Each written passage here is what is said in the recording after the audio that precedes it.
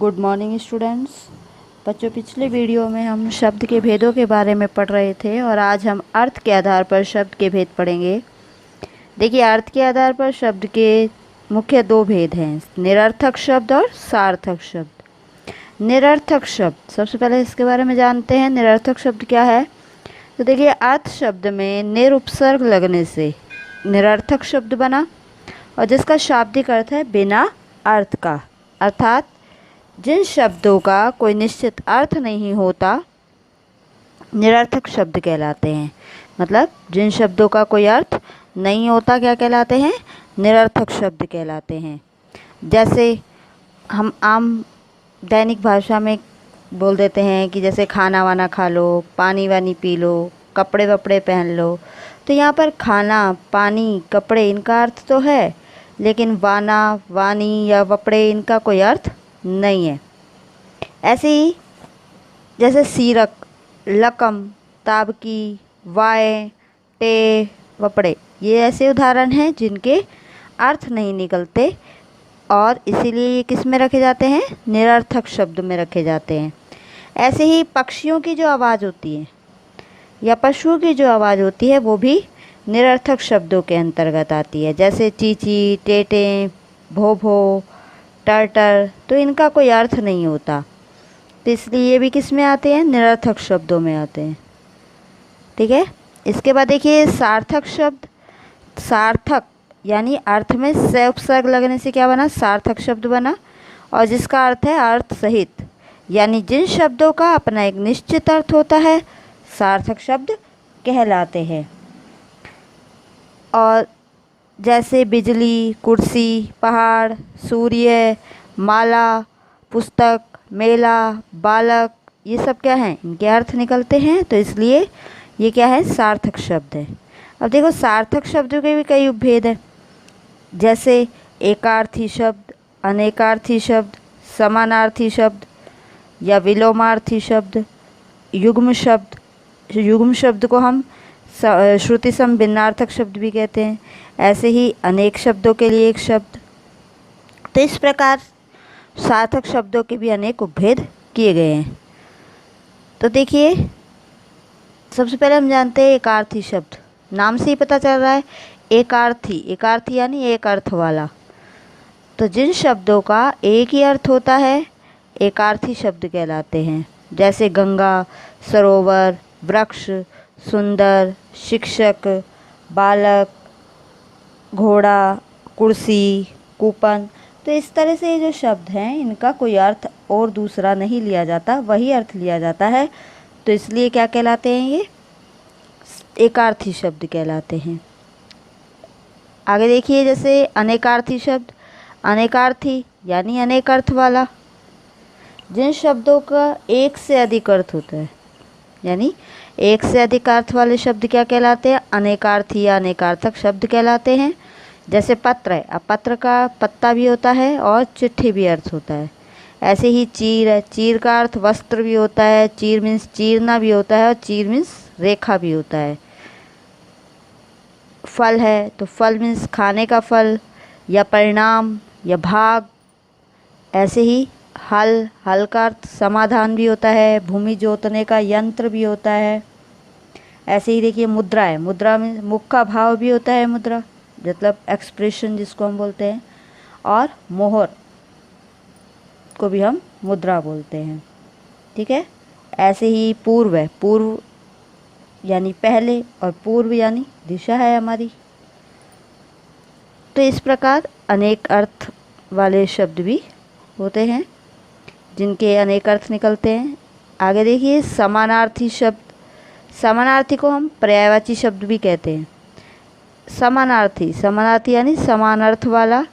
जिन शब्दों के समान अर्थ होते हैं समानार्थी शब्द या पर्यायवाची शब्द कहलाते हैं। जैसे पर्वत, पर्वत के पहाड़ है, गिरी है, अचल है, भूदर है। ऐसे ही जल, जल के देखिए पानी, नीर, अम्बु, सलिल, तोय, वारी। नेत्र का देखिए आँख, नयन, लोचन, चक्षु, दृग। ऐसे ही धरती, धरा, भू, भूमि, अचला, वसुधा। तो इतने सारे शब्द मतलब इसके समान अर्थ निकलते हैं, तो वो क्या कहलाते हैं? पर्यायवाची या समानार्थी। ऐसे ही कमल का है जैसे राजीव, जलज, नीरज, पंकज, सरोज, या सूरज का सूर्य, रवि, भानु, भास्कर। तो जिन शब्दों के समान अर्थ होते हैं समानार्थी शब्द कहलाते हैं। ऐसे ही विपरीतार्थी शब्द, विपरीतार्थी शब्द यानी विपरीत अर्थ देने वाला या उल्टा अर्थ देने वाला। वे शब्द जो एक दूसरे से विपरीत या उल्टा अर्थ देते हैं विपरीतार्थी या विपरीतार्थक या विलोमार्थी शब्द कहलाते हैं, या जिन्हें हम विलोम शब्द कहते हैं। ठीक है, जैसे रात का दिन, जीवन का मृत्यु, अनुज का अग्रज, नवीन का प्राचीन, सुबह का शाम, पाप का पुण्य, अच्छा का बुरा। तो ये सब क्या हैं? उल्टा अर्थ दे रहे हैं, विपरीत अर्थ दे रहे हैं, तो क्या कहलाते हैं? विपरीतार्थी शब्द कहलाते हैं।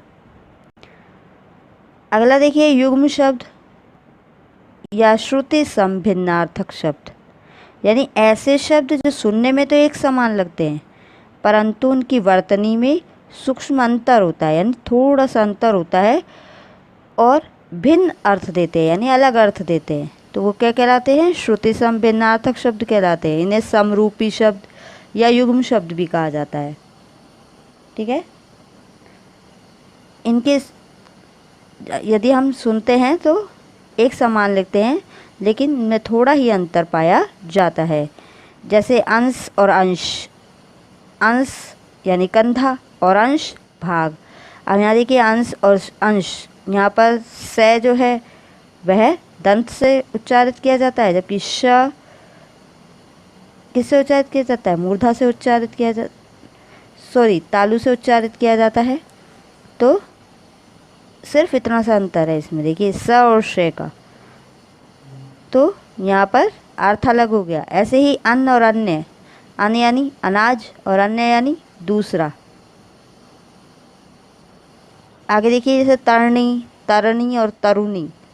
तरणी यानी सूर्य और तरणी नौका, तरुणी युवती।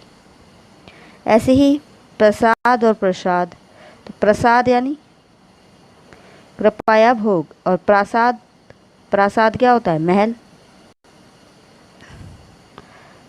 कुल और कूल, कुल यानी समस्त या योग या वंश, और कूल, कूल यानी किनारा। तो इस प्रकार ये क्या है?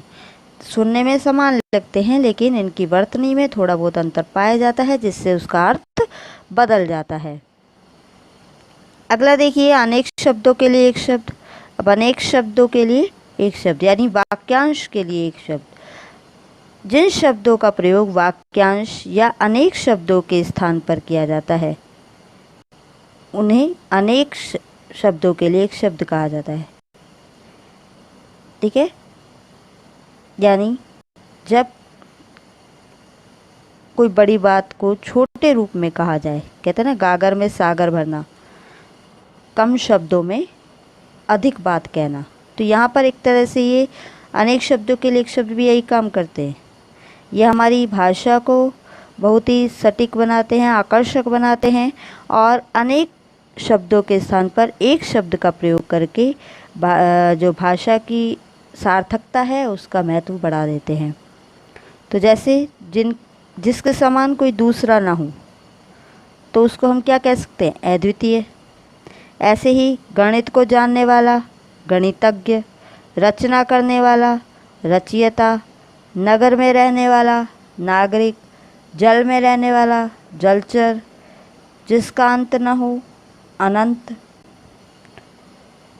विद्यालय में अध्ययन करने वाला विद्यार्थी। तो इस प्रकार अनेक शब्दों के लिए जब एक शब्द का प्रयोग किया जाए तो वो क्या कहलाता है? अनेक शब्दों के लिए एक शब्द या वाक्यांश के लिए एक शब्द कहलाता है। ठीक है, तो इस प्रकार ये सब क्या है? सार्थक शब्दों के उपभेद है। देखिए और भी उपभेद है लेकिन मुख्य यही है। तो इस प्रकार अर्थ के आपके दो भेद हो गए, अर्थ के आधार पर शब्द के निरर्थक शब्द और सार्थक शब्द, और सार्थक शब्द के भी यहाँ उपभेद किए गए। तो आज आपका शब्द चैप्टर जो है वो फिनिश हो रहा है।